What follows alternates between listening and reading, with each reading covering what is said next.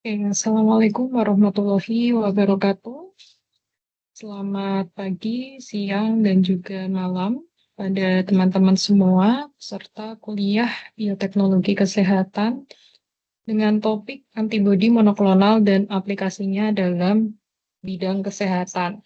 Nah, kemarin sebelumnya kita juga udah sempat membahas mengenai topik antibodi monoklonal ini, tapi dalam konteks aplikasinya dalam teknik-teknik imunologi. Jadi kalau misalnya teknik-teknik imunologi rata-rata digunakan untuk deteksi seperti itu. Nah, hari ini kita akan membahas mengenai antibodi monoklonal terkait dengan aplikasinya di bidang kesehatan. Nah, kita review sejenak apa itu antibodi monoklonal, dan ini sudah sempat kita bahas juga ya. Jadi antibodi monoklonal dari namanya ya, mono dan juga klon, artinya dia adalah antibodi yang dihasilkan dari satu klon sel B yang spesifik dan hanya dapat mengenali satu macam epitop. Nah, jadi antibodi ini hanya akan cocok terhadap satu epitop gitu. Jadi kan kalau misalnya antigen terdiri dari bagian-bagian, terdiri dari aneka epitop, kan ada penyusunnya yang berbeda-beda ya bagiannya, dan antibodi monoklonal ini hanya akan uh, kan cocok pada satu macam epitop aja. Jadi dia adalah sekumpulan antibodi yang spesifik terhadap satu macam epitop. Dan kemarin juga sudah sempat kita bahas bagaimana cara produksi dari antibodi monoklonal ini. Secara konvensional, dia memanfaatkan teknik hibridoma, jadi penggabungan dari dua macam sel. Yang pertama adalah sel plasma dan juga sel mieloma, di mana sel mieloma ini adalah sel kanker, sel plasma kanker seperti itu. Nah, untuk sel plasma normal ini memiliki umur yang pendek, tetapi dia bisa menghasilkan antibodi yang normal. Sedangkan untuk sel mieloma ini, karena dia abnormal, dia menghasilkan antibodi yang abnormal, tetapi memiliki kemampuan pembelahan yang tidak terbatas. Jadi kita ingin menghasilkan suatu sel hybrid yang memiliki sifat, dia bisa menghasilkan antibodi, tetapi juga bisa memiliki umur yang panjang dan mampu membelah secara tidak terbatas. Seperti itu. Dan ini proses pembentukan antibodi monoklonalnya, jadi kita awali dengan melakukan imunisasi pada hewan coba, bisa berupa mencit ya. Jadi kita lakukan imunisasi menggunakan antigen atau epitop yang spesifik, kemudian nanti kita lakukan pembedahan pada mencitnya, kita ambil organ limpanya untuk mengisolasi limfosit, di mana limfosit B ini yang nantinya akan menghasilkan antibodi. Nah, kita isolasi limfositnya, kemudian nanti kita lakukan fusi dengan sel mieloma yang sudah kita kultur ya. Jadi kita juga di satu sisi kita mengkultur sel mieloma, kemudian kita lakukan fusi dengan penambahan polyethylene glycol di sini. Kita lakukan fusi antara sel limfosit dengan sel mieloma. Kita lakukan fusi, lalu kita lakukan seleksi di medium HAT. Jadi nanti yang akan bertahan hidup di medium HAT ini adalah sel yang hybrid ya, gabungan antara sel limfosit atau sel plasma dengan sel mieloma seperti itu. Nanti kita lakukan single clone pada plate 96. Setelah kita lakukan single clone, kita lakukan ekspansi menggunakan medium dan juga tabung kultur yang lebih besar.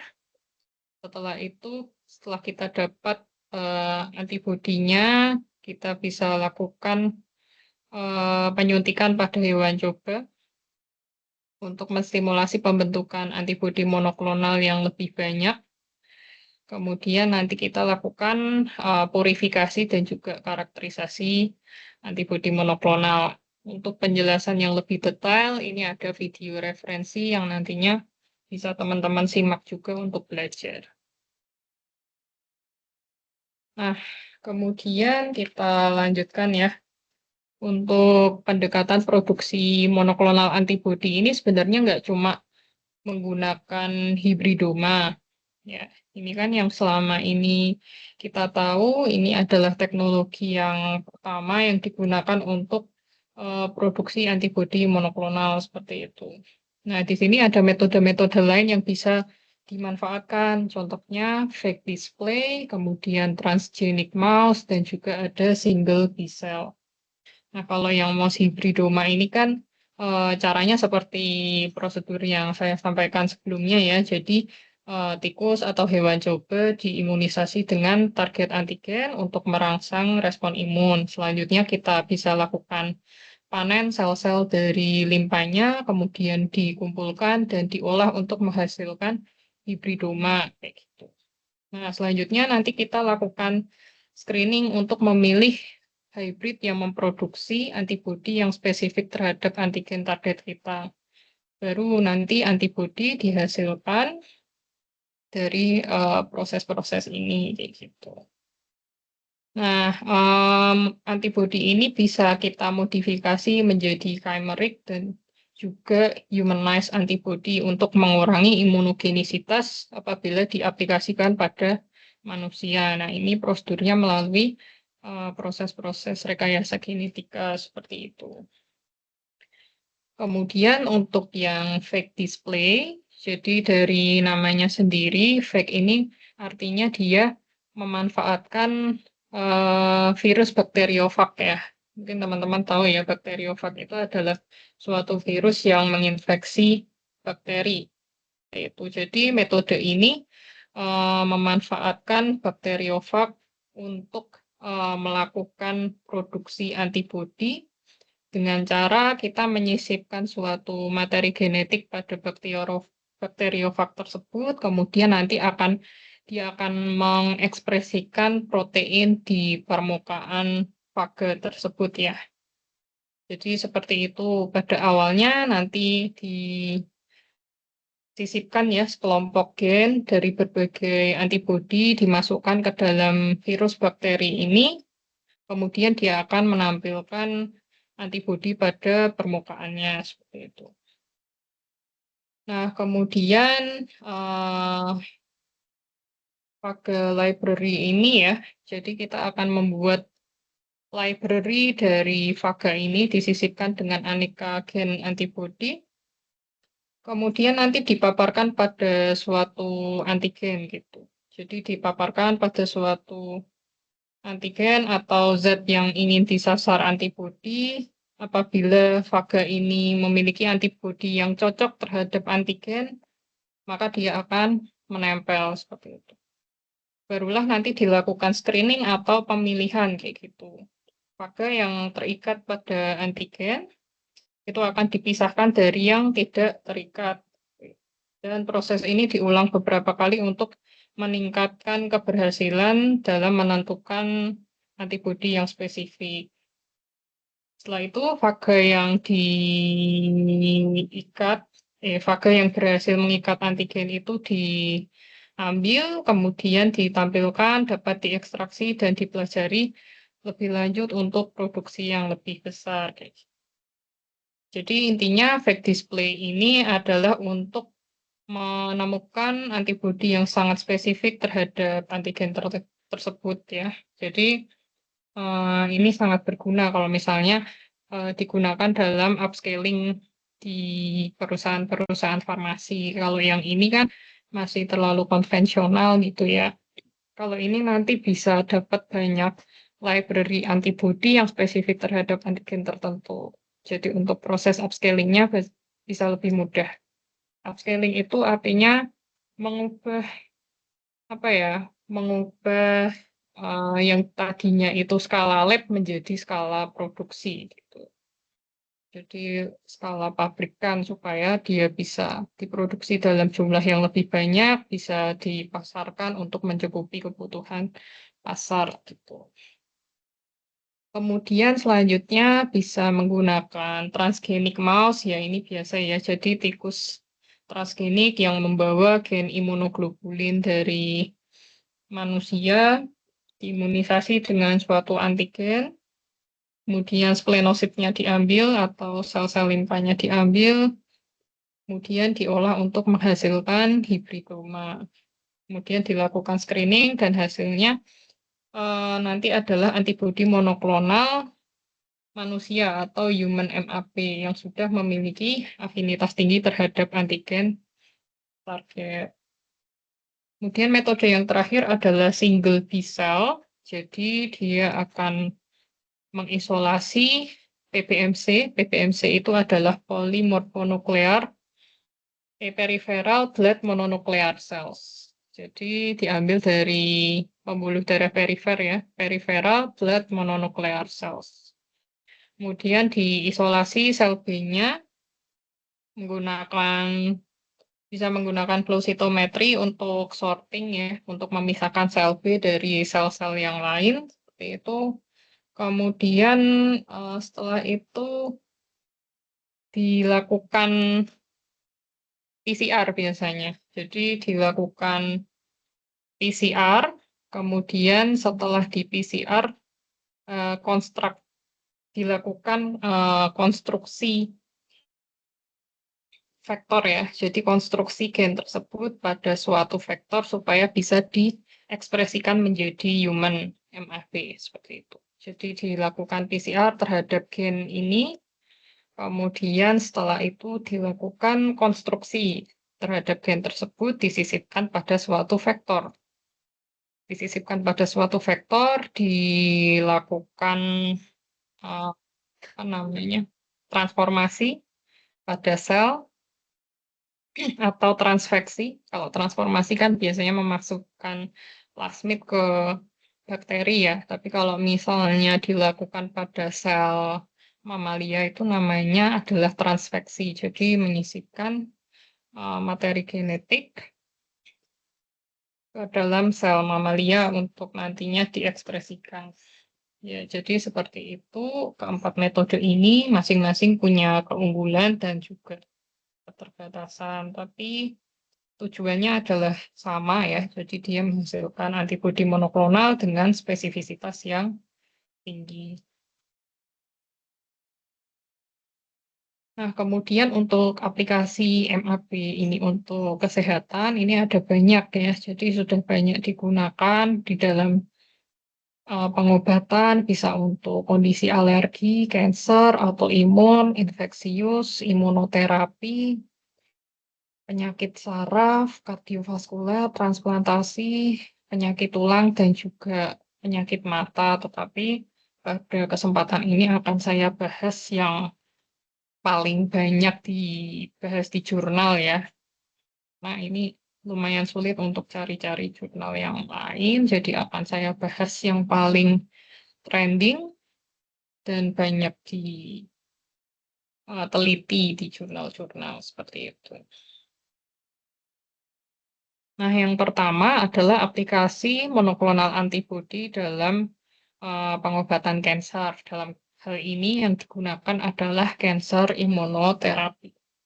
Jadi, kanker imunoterapi ini berfokus pada mendorong respon imun yang tepat untuk mengeliminasi sel kanker dan juga menghambat onkogenesis. Onkogenesis ini adalah perkembangan dari sel-sel tumor seperti itu. Misal dia membentuk pembuluh darah baru, kemudian pembelahan yang tidak terkendali sehingga dia membentuk suatu massa sel ya.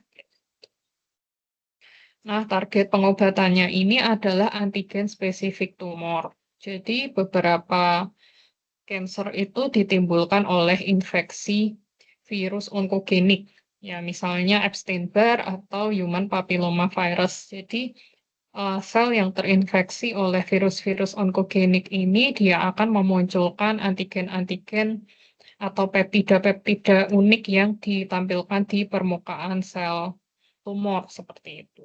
Jadi beberapa sel kanker itu memunculkan antigen-antigen dari hasil infeksi virus onkogenik ini, dan itulah yang akan menjadi target deteksi dari antibodi monoklonal seperti itu ya. Jadi si antibodi monoklonal ini akan mengikat protein atau peptida yang ada di permukaan, kemudian nanti dia akan mengarahkan ke proses efektor berikutnya. Bisa antibody dependent cell cytotoxicity gitu ya. Bisa diarahkan pada natural killer atau fungsi-fungsi yang lain. Nah, selain peptida unik yang ditampilkan pada permukaan sel tumor ya, itu juga beberapa sel kanker itu kan punya ekspresi-ekspresi yang berlebih terhadap suatu reseptor-reseptor tertentu yang ada di permukaan sel seperti overekspresi dari HER2. Jadi karena adanya overekspresi protein HER2 yang ada di permukaan sel kanker itu menyebabkan dia itu terus terstimulasi dan pembelahannya itu menjadi tidak terkendali. Nah, kita juga bisa mengendalikan overekspresi dari protein-protein yang ada di permukaan membran sel ini dengan cara merancang antibodi monoklonal yang sesuai terhadap protein-protein reseptor tersebut. Jadi tidak semata-mata kita mentarget peptida unik dari hasil infeksi virus, tetapi kita juga bisa menarget marker-marker eh, dari sel yang terekspresi secara berlebihan seperti itu.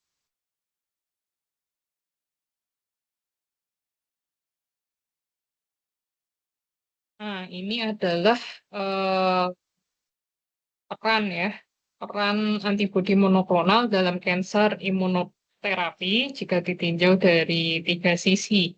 Dari segi clinical use nih, untuk penggunaan klinis itu antibodi itu bisa diaplikasikan untuk direct tumor targeted.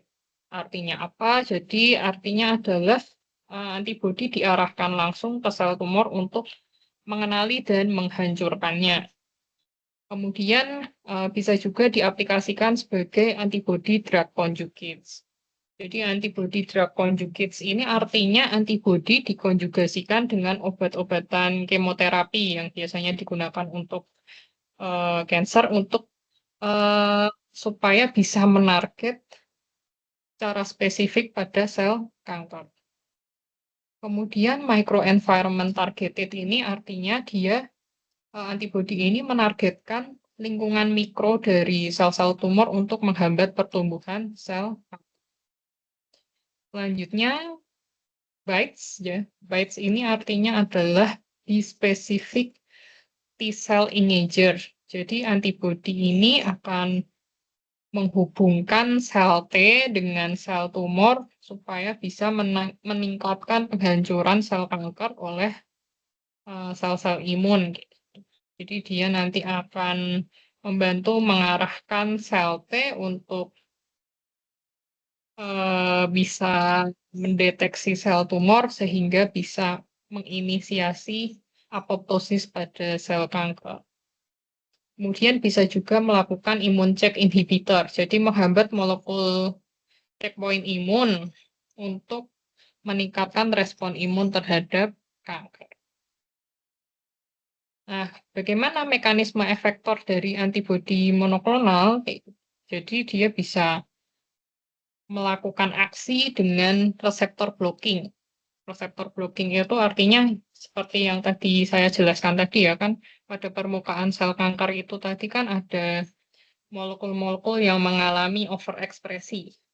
Nah, kita bisa lakukan blocking pada molekul-molekul permukaan yang mengalami overekspresi dengan cara menghambat reseptor tersebut untuk mencegah sinyal yang bisa mendukung pertumbuhan kanker.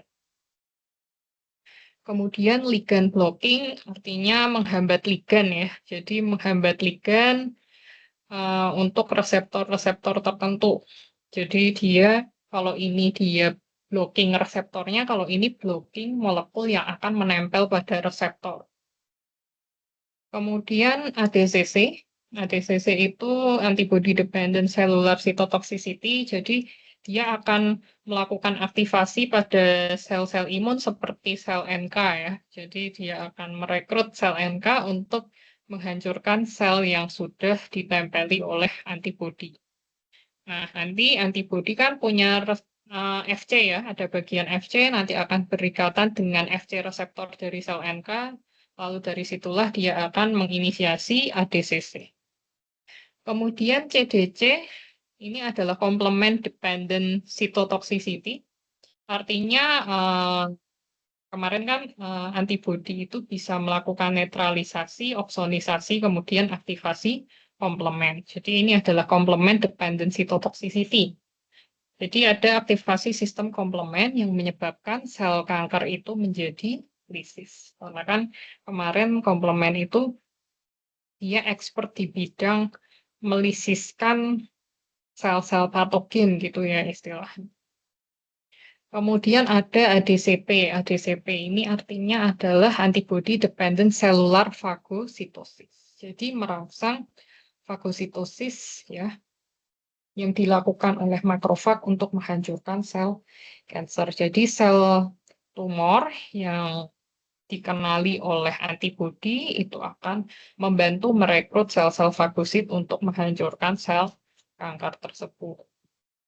Nah, ini adalah mekanisme resistensi. Ya, semacam apa ya?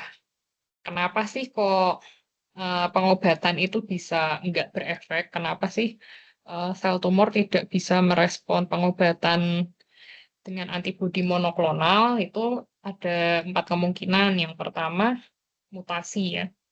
Jadi mutasi pada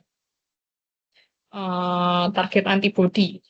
Jadi membuat terapi menjadi tidak efektif. Kemudian ada alternatif growth. Jadi sel kanker ini menggunakan jalur sinyal lain untuk bertahan hidup. Jadi kan memang jalur-jalur pertumbuhan itu dipengaruhi oleh banyak growth factor ya. Mungkin jika jalur yang A diblokir, dia masih menemukan jalur B untuk dia tetap survive. Karena ya nature-nya dari sel hidup adalah seperti itu gitu ya. Kemudian epithelial itu mesenchymal transition. Jadi ada perubahan fenotip sel yang meningkatkan resistensi terhadap terapi. Dan ada kemampuan seperti metastasis ya. Jadi menyebar ke bagian tubuh yang lain. Selanjutnya, impaired effector cell response. Itu penurunan kemampuan sel efektor imun untuk menghancurkan sel kanker. Jadi ada masalah pada sel-sel imunnya sehingga dia tidak merespon untuk melakukan aksi lebih lanjut gitu. Nah, ini adalah bagaimana ya terapi itu bisa dimanfaatkan dan apa tantangannya untuk. Dan dari sini kan kita bisa merencanakan ya bagaimana cara meningkatkan efektivitas pengobatan. Mungkin dia harus diberikan senyawa-senyawa yang lain untuk mengimbangi pengobatannya seperti itu. Nah, di sini juga ada aneka aplikasinya ya tadi. Jadi dalam cancer imunoterapi selain kita bisa menggunakan naked antibody, kita juga bisa memanfaatkan CAR T-cell. CAR T-cell ini chimeric antigen reseptor T-cell. Jadi ini adalah terapi imun yang melibatkan rekayasa genetik pada sel T patient, sel T dari pasiennya, untuk menambahkan reseptor antigen kimerik. Dan hal ini memungkinkan si sel T untuk mengenali dan juga menyerang sel kanker kayak gitu. Jadi ini sudah direkayasa dengan suatu reseptor antigen kimerik supaya bisa mengenali target sel. Biasanya sih caranya itu sel T diambil dari tubuh pasien, kemudian nanti sel T-nya akan direkayasa di laboratorium supaya mengekspresikan CAR yang terdiri dari domain pengikat antigen yang mengarah pada antigen tertentu pada sel kanker. Nah, sel T-nya ini nanti kan diperbanyak, dikultur, di lab, nanti disuntikan kembali ke tubuh pasien. Diharapkan nanti setelah disuntikan bisa mengenali target sel seperti ini, gitu. Jadi diharapkan sih bisa mengenali, kemudian menyerang sel kanker secara lebih efektif. Dan biasanya sih digunakan untuk leukemia dan juga limfoma, jadi jenis-jenis kanker darah. Kalau yang ini ya, antibody drug conjugate, jadi antibody monoklonal itu beberapa dikombinasikan juga dengan obat-obatan. Biasanya sih berupa agen kemoterapi, agen sitotoksik, agen yang bisa memicu kematian sel, jadi apoptosis seperti itu ya. Kemudian imunositokin, jadi dikonjugasikan dengan suatu sitokin gitu ya, supaya bisa meningkatkan respon imun terhadap kanker. Ada juga yang dikombinasikan dengan radioaktif, biasanya untuk pengobatan-pengobatan nuklir kayak gitu ya.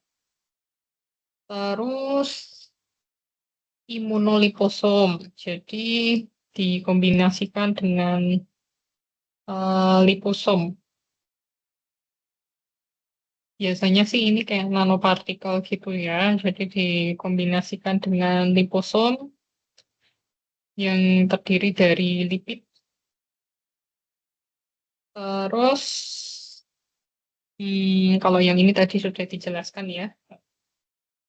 Jadi intinya itu ada banyak sekali aplikasi untuk cancer imunoterapi.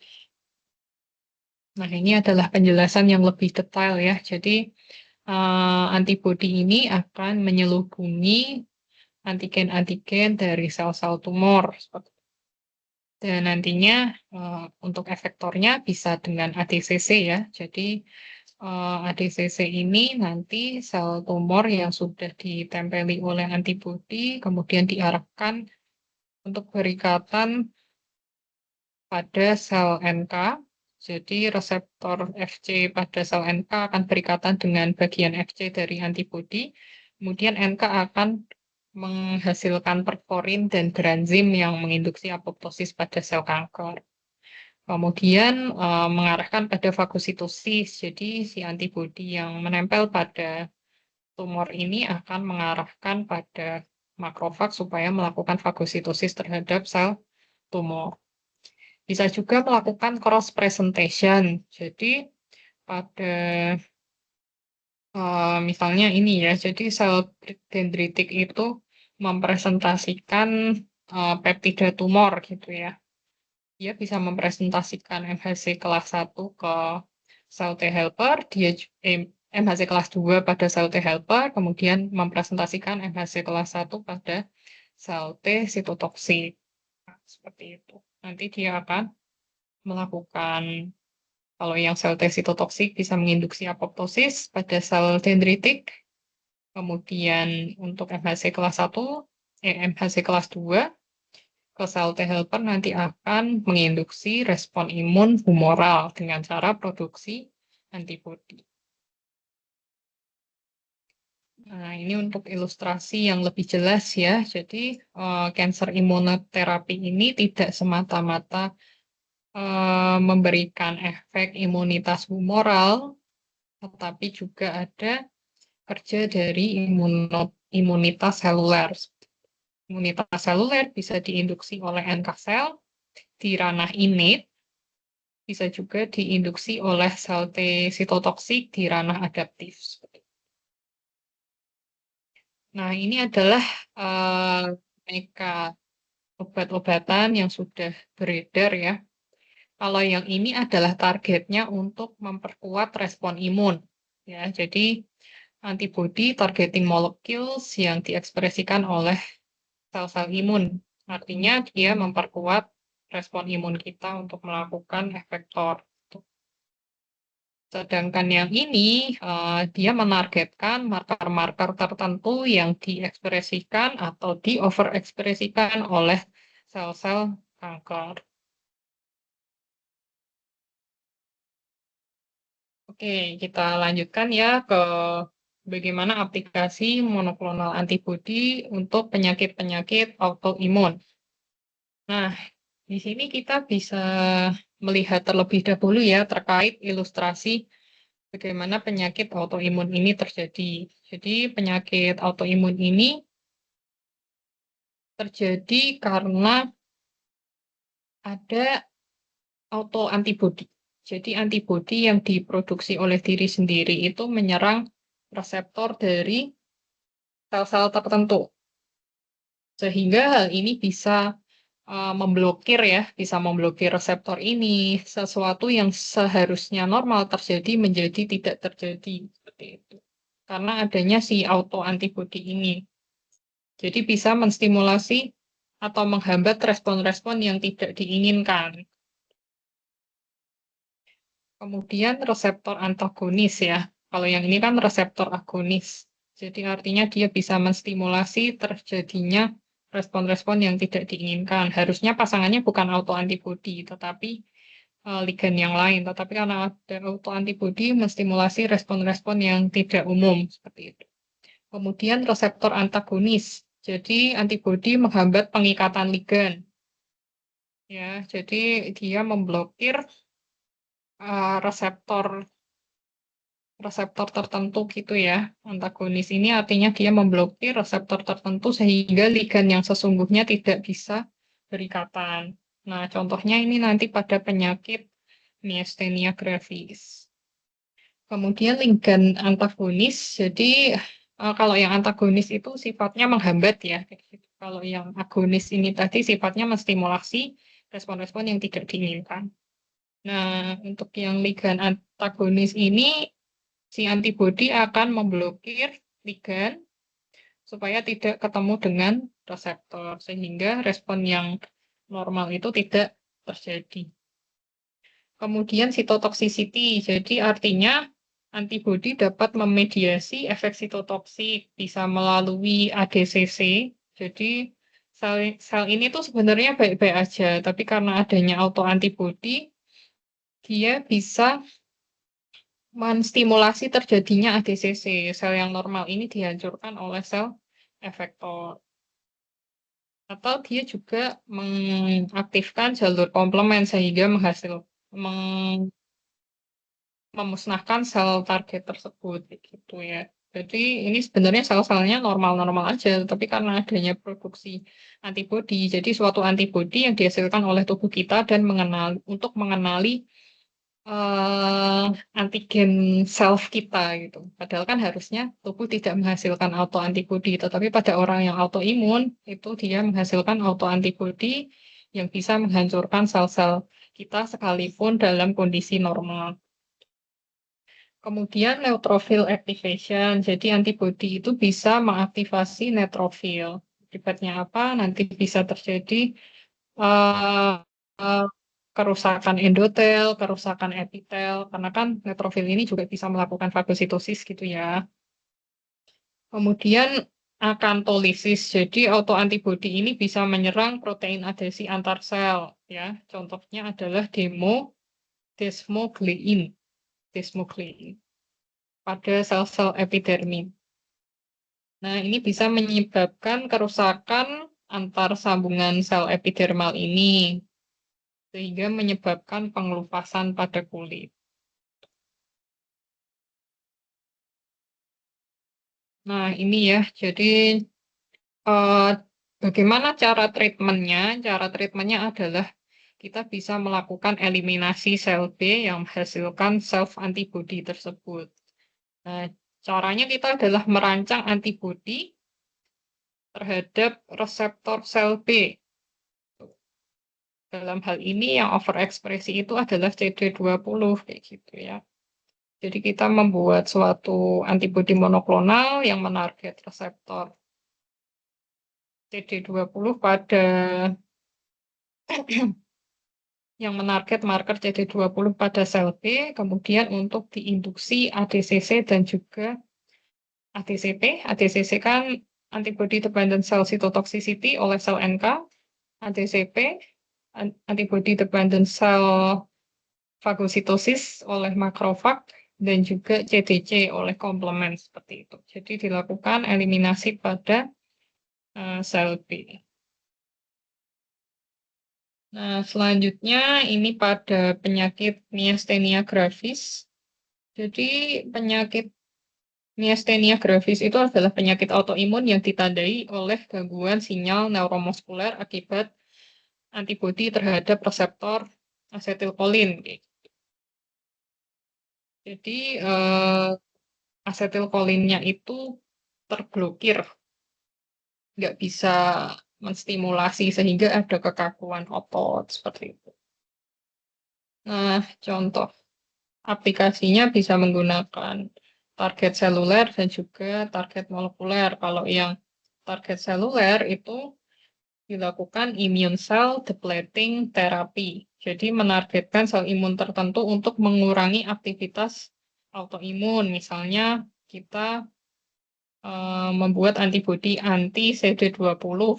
Ya, anti CD20 ini menargetkan sel B yang matang, yaitu sel memori dan sel-sel yang memproduksi antibodi. Kemudian bisa juga menargetkan CD19, jadi berfokus pada prekursor dari sel B.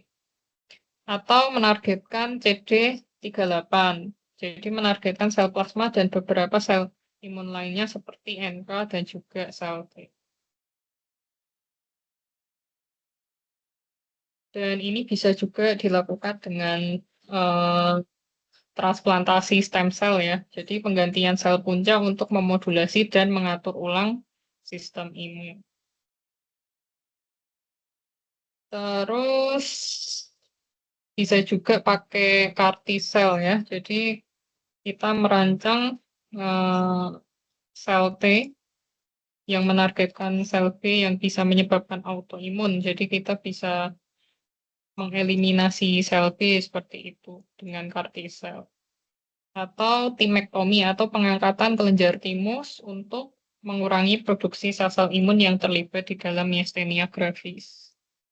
Selanjutnya bisa dengan molekular target, bisa menggunakan FcRn blocker. Jadi FcRn ini adalah salah satu reseptor ya, reseptor, dan kita bisa mengurangi waktu hidup dari antibodi yang menyebabkan autoimun dengan mencegah daur ulangnya melalui FcRn. Kemudian bisa mengaktifkan komplement inhibitor, jadi menghambat aktivasi komplement terutama C1q dan kompleks dan membran attack kompleks ya, untuk melindungi reseptor asetilkolin di membran postsinaptik dari kerusakan. Terus inhibitor sel B dan juga fungsi proteosom, jadi menghambat diferensiasi sel B melalui molekul-molekul tertentu untuk mengurangi produksi antibodi yang bisa menyebabkan autoimun. Jadi tujuannya di sini adalah untuk menekan produksi antibodi yang bisa menyebabkan autoimun, sehingga bisa menyebabkan kerusakan sel saraf yang berada pada otot, kemudian mengatur kembali sistem imun supaya bisa berfungsi normal kembali. Selanjutnya multiple sclerosis ya. Ini juga penyakit autoimun kronis yang mempengaruhi sistem saraf pusat dan fokus utamanya adalah gangguan dari blood-brain barrier dan kerusakan mielin pada neuron. Nah, sel yang terlibat itu adalah sel NK,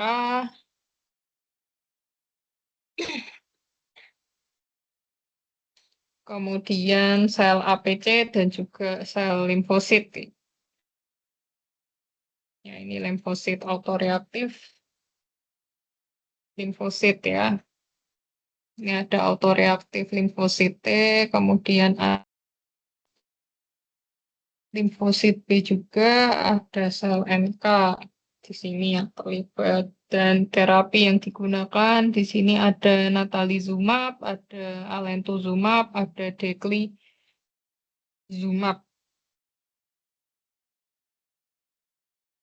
Jadi blood barrier ini kan adalah penghalang yang dapat melindungi sistem saraf pusat.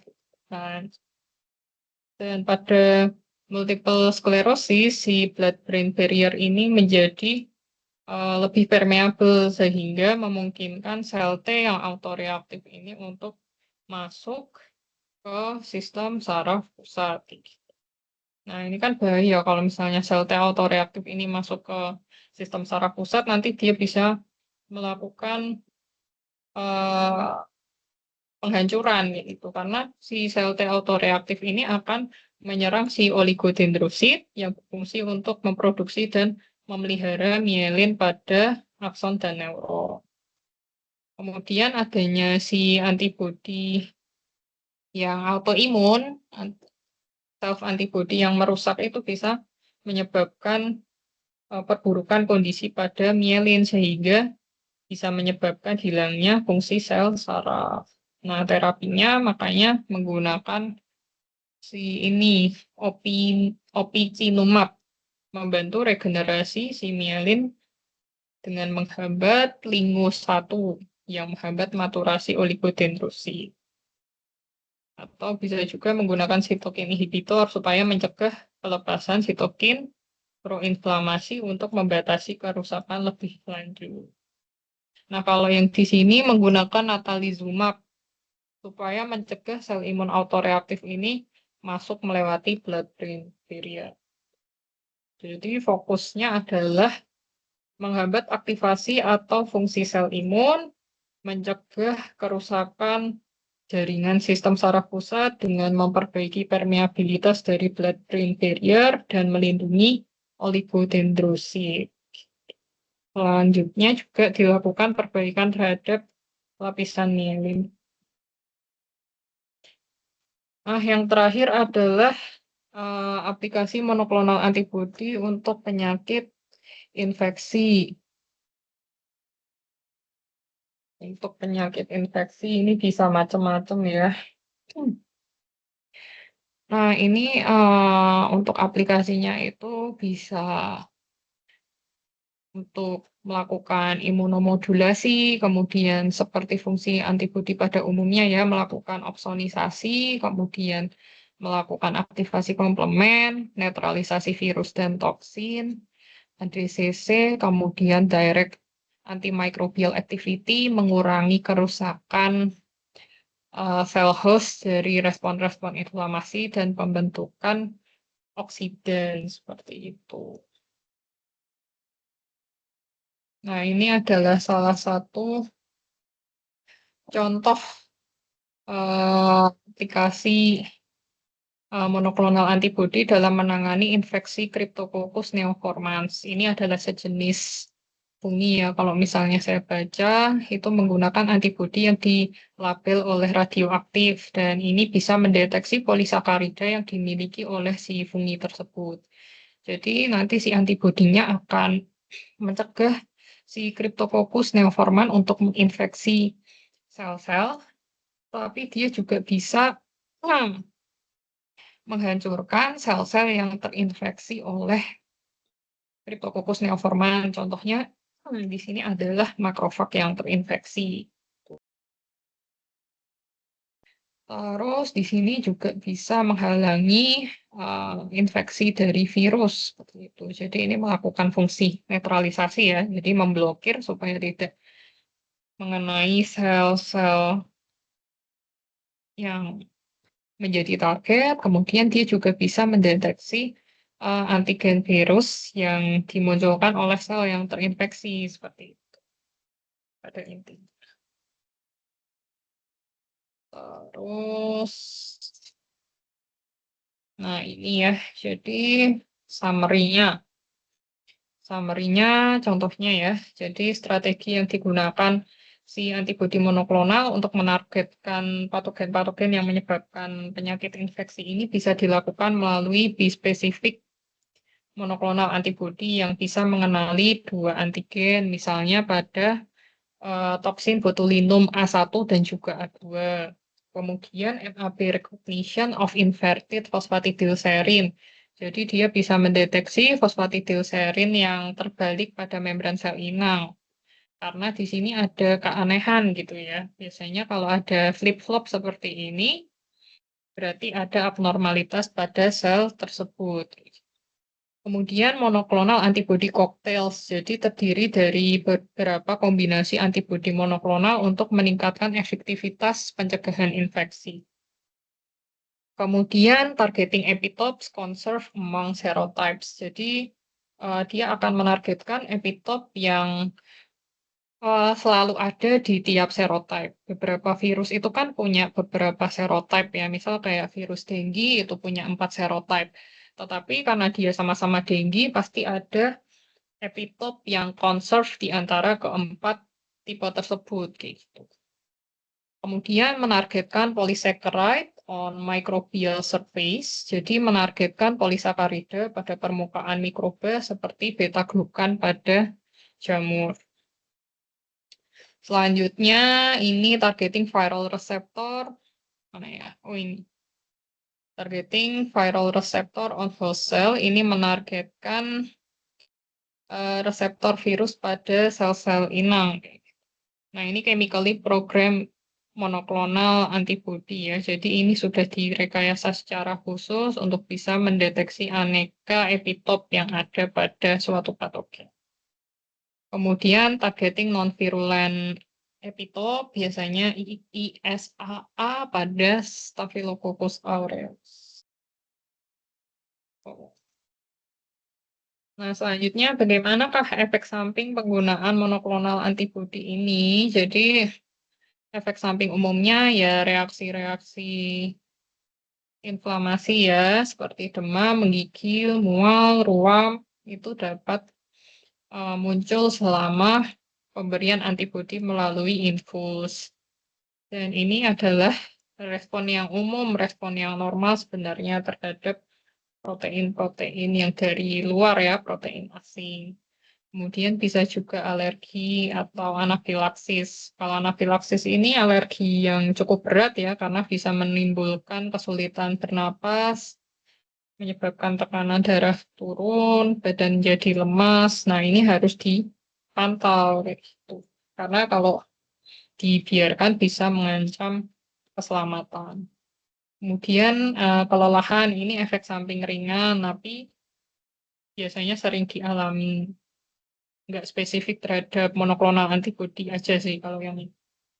Kemudian efek sistemiknya bisa ke kardiovaskuler. Jadi ini efek samping jangka panjang ya. Biasanya untuk pengobatan yang menggunakan trastuzumab itu dapat merusak fungsi jantung. Apalagi pasien tersebut punya kondisi-kondisi tertentu yang kurang baik. Kemudian hematologi, penurunan jumlah sel darah, baik itu darah merah, darah putih, atau trombosit yang menyebabkan anemia dan resiko infeksi. Tapi ini biasanya ada obat imbangannya sih, selain monoklonal antibody pasti ada obat untuk mengimbangi supaya efek samping ini nggak terjadi. Pencernaan, mual, diare, nyeri perut, terutama untuk yang kanker dan juga autoimun. Karena kan biasanya ini dia berupa antibody drug conjugate gitu. Kemudian kulit, ya ruam, dermatitis, biasanya yang menargetkan EGFR. Kemudian hati ya, peningkatan aktivitas dari enzim-enzim yang ada di hati sehingga menyebabkan kerusakan. Ya. Tetapi untuk saat ini si monoklonal antibody ini tetap digunakan karena manfaatnya itu lebih banyak dibanding resikonya, terutama untuk kondisi yang pengobatannya itu masih jarang, sulit diobati, bisa mengancam jiwa kayak gitu. Nah, jadi karena apa? Karena efektivitasnya itu tinggi. Jadi efektivitasnya itu tinggi, bisa menargetkan antigen secara spesifik untuk mengobati penyakit-penyakit yang sulit ditangani. Kemudian keamanannya itu lebih baik ya. Jadi biasanya lebih spesifik dibanding obat-obat kimia sehingga efek samping pada jaringan sehat itu lebih rendah. Kecuali kalau misalnya orang tersebut sudah punya komplikasi tertentu. Nah, itu tadi efek-efek sistemik tadi bisa muncul. Kemudian eh, menjadi solusi untuk penyakit-penyakit yang sulit untuk diobati ya. Jadi untuk kondisi-kondisi yang sudah tidak responsif terhadap terapi lain, ini bisa menjadi salah satu alternatif pengobatan. Kemudian efek sampingnya itu lebih mudah dikelola karena sebagian besar efek samping itu bisa diminimalkan dengan adanya eh, obat-obat pemberian antihistamin dan juga steroid gitu. Dan tentunya dengan pemantauan yang ketat ya. Dan hal ini bisa meningkatkan harapan hidup dari pasien, meningkatkan kualitas hidup, dan inovasinya itu terus berkembang gitu ya. Jadi generasi yang lebih baru itu kan lebih apa namanya, lebih disesuaikan, lebih di apa ya, lebih humanize kayak gitu ya. Jadi lebih cocok dengan imun kita, lebih cocok tidak menimbulkan reaksi-reaksi yang terlalu kuat, memberikan efek samping yang terlalu menyakitkan kayak gitu. Jadi lebih aman dan juga efektif. Oke, sekian eh, untuk kuliah mengenai monoclonal antibodies for medical application. Untuk pertanyaan bisa dituliskan di kolom komentar ya. Nanti saya juga akan sertakan link video yang bisa ditonton oleh teman-teman untuk memperkaya wawasan dan juga memperjelas ilustrasi-ilustrasi mengenai aplikasi monoklonal antibodies. Jadi, terima kasih atas perhatiannya. Sampai ketemu lagi di kuliah berikutnya. Have a nice day semuanya.